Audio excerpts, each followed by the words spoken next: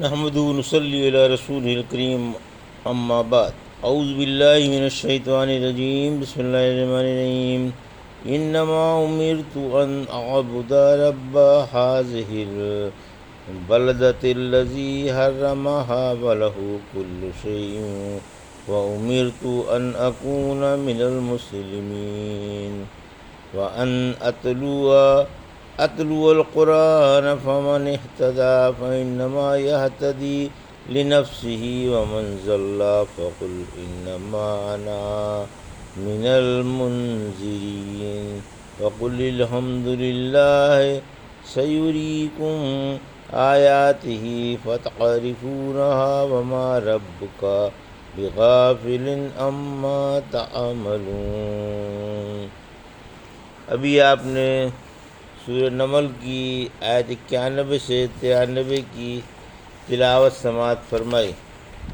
ان آیتوں کا ترجمہ اور تفسیر اس طرح ہے: انما امرت ان اعبد رب هذه البلدۃ الذی حرمها وله كل شیء وامرت ان اکون من المسلمین، آیت 91۔ وان اتلو القرآن فمن اهتدى فإنما يهتدي لنفسه ومن ضل فقل إنما أنا من المنذرين، آیت 92۔ وقل الحمد لله سيريكم آياته فتعرفونها وما ربك بغافل عما تعملون، آیت 93۔ ترجمہ: مجھے یہی حکم ہے کہ میں اس شہر کے رب کی عبادت کروں جسے اس نے حرمت والا ٹھہرا دیا ہے، اور ہر چیز اسی کی ہے، اور مجھے حکم ہے کہ میں فرما برداروں میں شامل رہوں اور قرآن کی تلاوت کرتا رہوں۔ پھر جو راہ پر آ جائے وہ اپنے فائدے کے لیے راہ پر آئے گا، اور جو بھٹک جائے تو آپ فرما دیں میں تو صرف ڈرانے والوں میں سے ہوں، اور آپ فرما دیں تمام تعریفیں اللہ ہی کے لیے ہیں، وہ عنقریب تمہیں اپنی نشانیاں دکھا دے گا جنہیں تم پہچان لوگے، اور اللہ تمہارے عملوں سے بے خبر نہیں ہے۔ یہ تھا ترجمہ سورہ نمل کی آیت 91 سے 93 کا تفسیر۔ آیت 91: اللہ ہی کی عبادت کا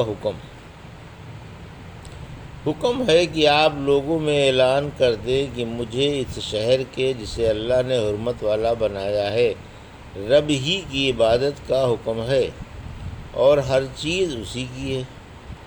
سورہ یونس کی آیت 104 میں فرمایا: آپ فرما دیں لوگو اگر میرے دین میں تمہیں شک ہے تو میں تو ان کی پرستش نہیں کروں گا جن کی پرستش اللہ کو چھوڑ کر تم کر رہے ہو، میں تو اللہ ہی کی عبادت کروں گا جو تمہیں موت دیتا ہے، اور مجھے حکم ہے کہ میں ایمان والوں میں شامل رہوں۔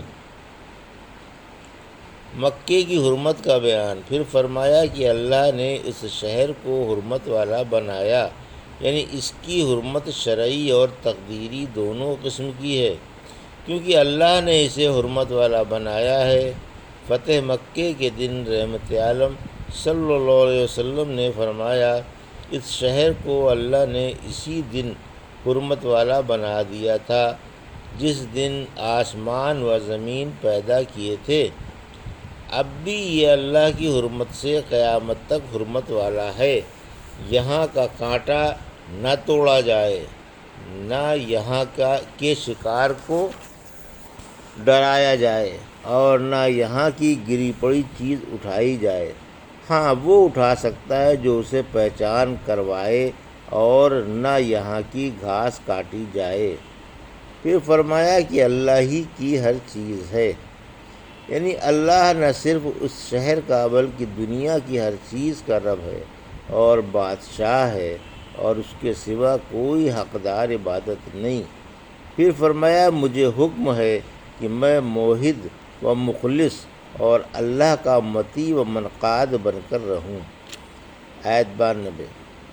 میرا کام قرآن کی تبلیغ ہے، یعنی قرآن لوگوں کو سناتا اور اس کی تبلیغ کرتا رہوں۔ سورہ آل عمران کی آیت 58 میں فرمایا ہم تمہیں یہ پڑھ پڑھ کر سناتے ہیں جو دلائل نبوت میں سے اور حکمت آمیز مضامین میں سے ہے۔ سورہ قصص کی آیت 3 میں فرمایا ہم آپ کو موسیٰ علیہ السلام اور فرعون کے سچے واقعات پڑھ کر سنا رہے ہیں، یعنی میں مبلغ اور ہوشیار کر دینے والا ہوں۔ پھر فرمایا کہ نیک عمل تمہارے ہی کام آئیں گے اور سرتابی کا وبال تمہیں پر پڑے گا۔ میں تو محض ڈرانے والا ہوں، میرے لیے تمام پہلے پیغمبر نمونہ ہیں جنہوں نے اپنی اپنی قوموں کو ڈرایا، فریضہ رسالت پوری طرح ادا کیا اور اپنی ذمہ داریوں سے سبکدوش ہو گئے۔ اب ان کی امتوں کا حساب اللہ کے سپرد ہے، جو جیسا کرے گا آپ بھرے گا۔ آیت 93 اللہ بلا حجت کے عذاب نہیں بھیجتا، یعنی اللہ کا شکر ہے کہ وہ حجت قائم کیے بغیر کسی پر عذاب نہیں بھیجتا۔ جب رسول بھیج دیے جاتے ہیں اور کتابیں اتار دی جاتی ہیں مگر پھر بھی لوگ نہیں مانتے، ایسوں پر حجت قائم ہو جاتی ہے۔ اسی وجہ سے فرمایا کہ ہم تمہیں ایسی ایسی نشانیاں دکھائیں گے کہ تم خود قائل ہو جاؤ گے۔ سورہ فصلت کی آیت 53 میں فرمایا ہم انہیں دنیا میں اور خود ان کی اپنی جانوں میں ایسی ایسی نشانیاں دکھائیں گے کہ ان کے سامنے خود بخود سچائی ظاہر ہو جائے گی۔ پھر فرمایا آپ کا رب تمہارے کاموں سے بے خبر نہیں، بلکہ وہ ہر چیز سے واقف اور اس پر گواہ ہے۔